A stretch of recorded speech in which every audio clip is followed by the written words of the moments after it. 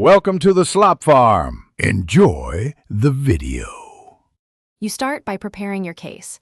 Read the acceptable use policy so you know the rules, then collect specifics: the site names, the class, the assignment, and the deadline. Take clear screenshots showing the block page and time. Write a short, polite request explaining how the site directly supports learning objectives. This saves time because IT responds faster to precise, documented requests. Once done, you'll be ready to engage the right person without sounding vague. Next, contact the school IT team or teacher directly and attach your documentation. Explain clearly why the resource is educational, how long you need access, and mention any safety or content controls that could be applied. Offer compromises like time-limited or supervised access, and ask about approved alternatives they recommend.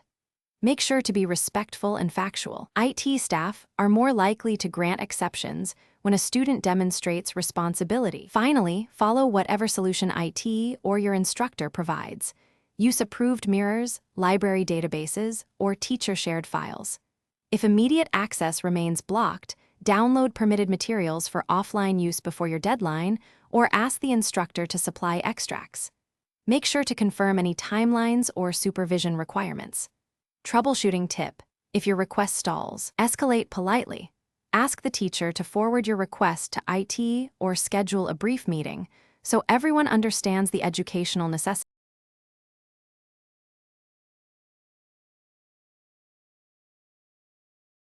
Thanks for watching. Consider subscribing if we helped you today.